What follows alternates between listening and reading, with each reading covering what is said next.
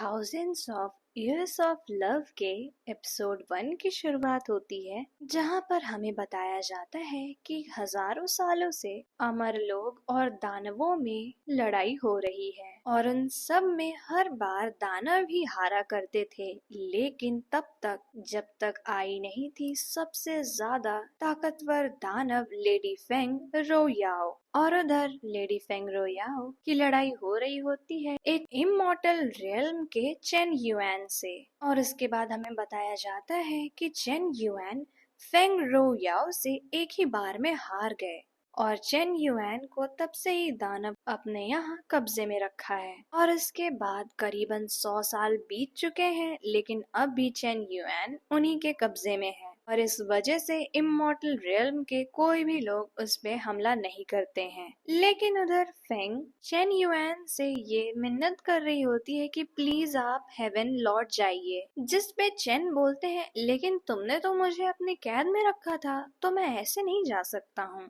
जिस पे फेंग बहुत ही ज्यादा परेशान होकर बोलती है कि प्लीज आप यहाँ से चले जाइए, आप पिछले 100 सालों से यहीं रह रहे हैं, मुझे आपको अच्छा खाना खिलाना पड़ता है और आप सिर्फ और सिर्फ स्नो स्प्रिंग का ही पानी पीते हैं जो कि कुनलन माउंटेन के एकदम ऊपर से आता है।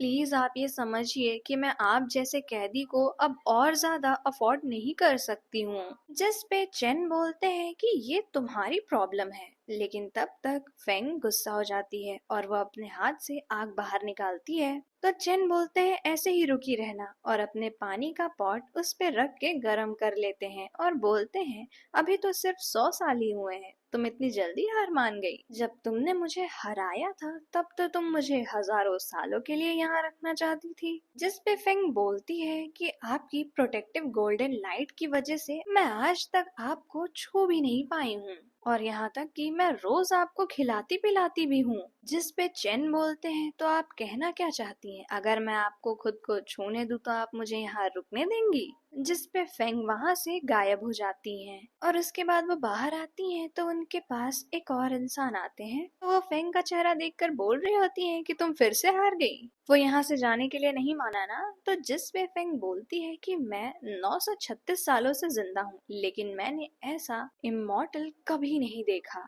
अब तीनों रिल्म हमारा मजाक उड़ा रहे हैं। इस पे वो बोलते हैं ऐसा कुछ भी नहीं है। फिर वो एक बुक दिखाते हैं और बताते हैं कि लोग आपके बारे में कहानियां बना रहे हैं और उसके बाद वो बुक का टाइटल पढ़ती हैं तो उसमें लिखा होता है कि इमॉर्टल लॉर्ड और डिमन लेडी के बीच में प्यार। तो इस पे फेंग गुस्सा हो रही होती है कि ऐसी नॉवेल कौन ही लिखता है। और फिर फेंग को याद आता है 100 साल पहले का, जब वो चेन को देख के बोल रही होती है ये इतना खूबसूरत है, इसे मैं मारूंगी नहीं पर ये मेरे काम आ सकता है बेड को गर्म करने में। लेकिन जैसे ही फेंग उन्हें छूती है वो दूर हट जाती हैं झटके से और उन्हें याद आता है कि मैं तो भूल ही गई थी कि ये लोग गोल्डन लाइट से प्रोटेक्टेड होते हैं। फिर चेन बोलते हैं कि आप मेरा फायदा उठा रही थी जब मैं सो रहा था।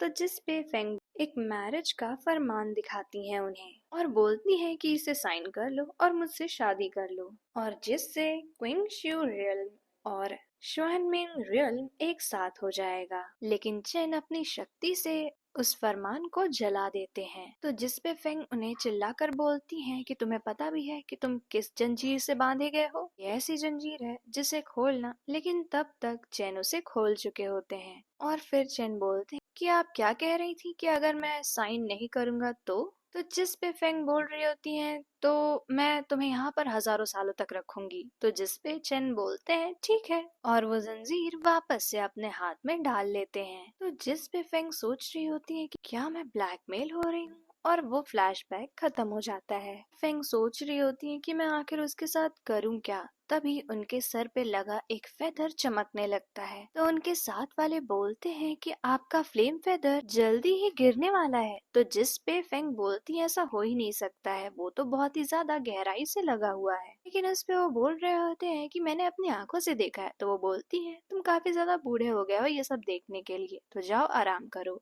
और जिस पे वो वहां से चले जाते हैं। और फिर फेंग को याद आता है कि उन्हें एक औरत ने बताया था कि मोल्टिंग पीरियड में तुम्हारी स्पिरिचुअल और कल्टीवेशन दोनों ही पावर चली जाएंगी और जब तक नया फेदर नहीं आ जाता तुम्हें तुम्हारी पावर वापस नहीं मिलेगी। तो जिस पे फेंग सोच रही होती है, भले ही मैं एक डेमन लेडी हूँ, लेकिन फिर भी मुझे डर लगता है अगर मैंने अपनी पावर खो दी तो मैं जिंदा भी रह पाऊंगी या नहीं। और तभी वहां पर सिंगशु का एक ऑर्डर टोकन आता है, तो वो सोच रही होती हैं क्या वहां पे कुछ बुरा हुआ है। और उधर चेन के पास एक और आदमी खड़े होते हैं जो वही टोकन लेके उन्हें बताते हैं आपने सही समझा था, मोहाली प्लान कर रहा है पावर को सीज करने के लिए कल। जिस पे चेन बोलते हैं उसने सारे तरीके अपना लिए थे जिनलैंड से शादी करने के लिए, बस इसलिए ताकि वो लिंग शियाओ सेक्ट का सपोर्ट पा सके और एक पोजीशन लेने के लिए इमॉर्टल लॉर्ड की। तो जिस पे उनके बगल वाले बोलते हैं अगर आपको ये सब पता था तो आपने उसे रोका क्यों नहीं। तो चेन बोलते हैं मैं उसे क्यों रोकता,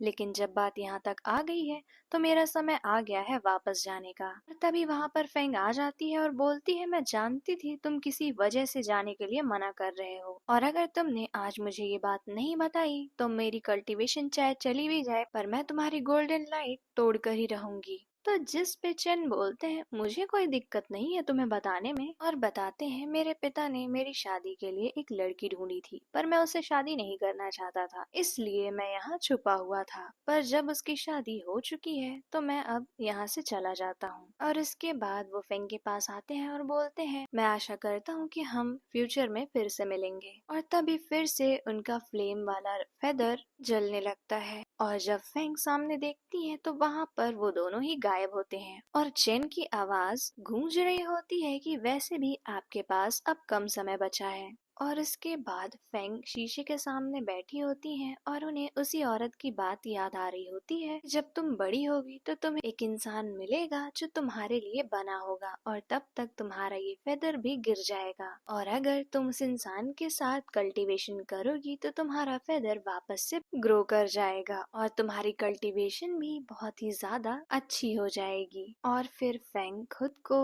चेन के साथ किस करते हुए सोच रही होती हैं और यहीं पर एपिसोड 1 एंड हो जाता है।